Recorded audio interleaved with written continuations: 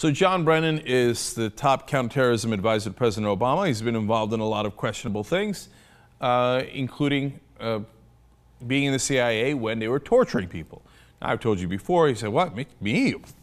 I wasn't doing the torture. I mean, I even whispered to some friend that I didn't like the torture as I continued to approve it. Wow. Okay. So these hearings are all about not CIA, but CYA, cover your ass, right? That's what John Brennan's doing. And it was one lie after another after another. And by the way, you know, we often talk about drones, and they talked about drones in the hearings because he's one of the guys who authorizes the drone strikes. We also just found out, by the way, that we had a secret drone base in Saudi Arabia. Now, let me quote the Washington Post here. John Brennan, who previously served as a CIA station chief in Saudi Arabia, played a key role in negotiations with Riyadh over locating an agency drone base inside the kingdom. In other words, that drone base in Saudi Arabia that we've been using that's gotten us in all this trouble, that was brought to us by our friend John Brennan. So Obama loves this guy. He's the guy who's done all his dirty work for him, so he wants to put him at the CIA. Now, we go to the hearings. Let me skip ahead to video 11 here. He's going to be asked about drones, I believe by Senator Chambliss. Let's see what his response is. I never believe it's better to kill a terrorist than to detain him.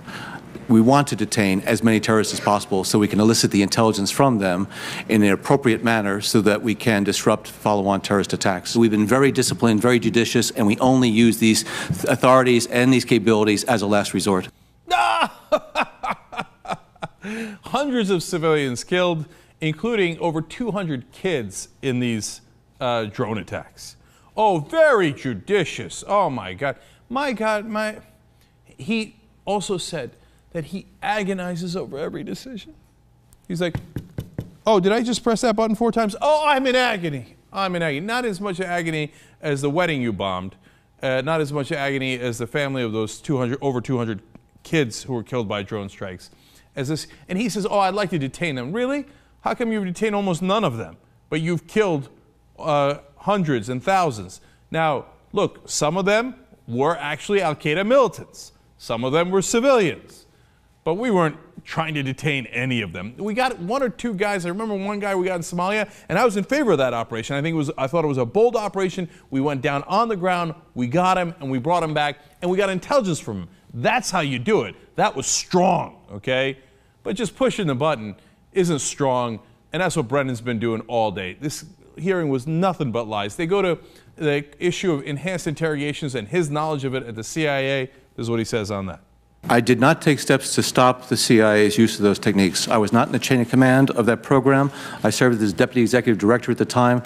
I had responsibility for overseeing the management of the agency and all of its various functions, and I was aware of the program. I was CC'd on some of those documents, but I had no oversight of it. I wasn't involved in its creation.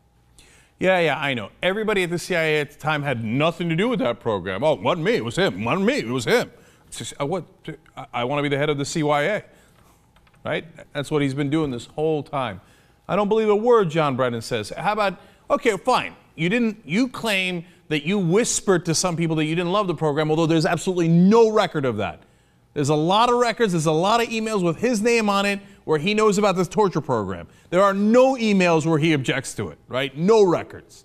But you claim that, and afterwards you came out and said, oh, I'd like to work for Democrats, so yeah, I'll pretend to be against torture, right? So are you against torture? Do you believe waterboarding is torture? Great, well, you're going to give me a clear answer on that, right? The term torture has a lot of legal and political implications. It is something that should have been banned long ago. It never should have taken place, in my view. And therefore, if I were to go to CIA, it would never, in fact, be brought back. Do you have a personal opinion as to whether waterboarding is torture? I have a personal opinion that waterboarding is reprehensible and it's something that should not be done. And again, I am not a lawyer, Senator, and I can't address that question. In other words, he will not address that question. He will evade it. He won't even say waterboarding is torture. Oh, I'm not a lawyer. Damn it, Jim. I'm not a lawyer, I'm a torturer. Okay. Now, the reality is, later in the hearings, when asked about, hey, shouldn't you go to a court when you're deciding to execute U.S. citizens? He says, oh, no, I'm positive. My legal opinion is we don't need to go to court. Wait, I thought you weren't a lawyer. How would you know whether you should go to court or not? All of a sudden, you're absolutely sure about that, though. Interesting. Now, so let's go back to drone strikes. Senator Wyden's going to ask about it. Let's go to video 15 here. If the executive branch makes a mistake and kills the wrong person or a group of the wrong people, how should the government acknowledge that? There are certain circumstances where there are considerations to be taken into account. But as far as I'm concerned, if there is this type of action that takes place in the interest of transparency, I believe the United States government should acknowledge it. And how many times have you acknowledged it? You want to get a load of how little he acknowledges it? This is awesome. Back in 2011, this is the quote John Brennan gave. There hasn't been a single collateral death because of the exceptional proficiency, precision of the capabilities that we've been able to develop. Not a single civilian casualty. I mean, you want to talk about a bold-faced lie? Now, here's the thing. On TV, no one will call John Brennan a liar. I mean, that's verboten. That's very Rive Gauche, please. I mean, we're all friends here. We all go to the same cocktail circus. I mean, I can't. That would be very anti-establishment to call this man a liar. Who are you kidding? This is the guy who does the dirty work. He's going to be the head of the CIA. He's going to fly by here. Oh, tough questioning. He's under fire. Oh, go. He's going to get confirmed easily, okay? Is he a liar? Of course he's a liar. Not a single civilian casualty, he says, when independent journalists can show you hundreds of civilian casualties. In fact, that was such a grotesque lie, he had to confess to it. He then later changed his testimony and said, quote, according to the Huffington Post, he acknowledged instances when regrettably and despite our best efforts, civilians have been killed. But he added, quote, it is exceedingly rare and much rarer than many allege. Of course, of course. And one more lie for you. He also said, while the CIA needs to maintain a paramilitary capability, the CIA should not be used, in my view, to carry out traditional military activities. I'm amused by that lie. God, the rest of the press just eats this up like, oh, well, okay, well, he said that CIA won't be doing anything military. He just told you that he's doing a whole paramilitary operation within the CIA. Just because he put the word or the phrase para before military doesn't mean that they don't have guns and that they won't be going on missions and shooting people. Paramilitary.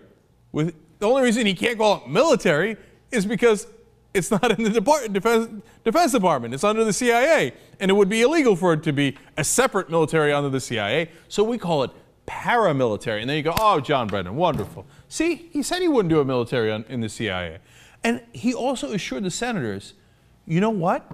I will be reporting to you with great transparency. Okay, let me give you a sense of the great transparency Brennan and Obama have done so far on this issue.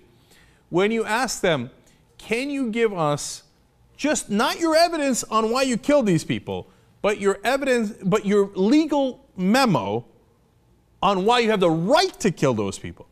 Up until today, they had never released that.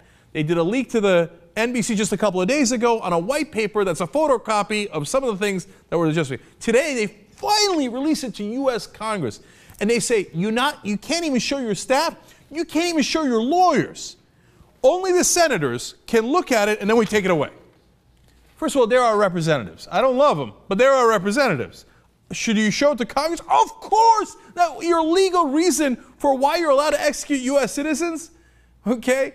But get a load of this. If you go to court, they say it is a state secret on whether we even have that memo or not. Not you can't see the memo, you can't know whether we even have that memo. And then this guy promises that he'll be transparent with Congress. Which moron would believe that? Well, probably most of the morons in the Senate. He will be confirmed.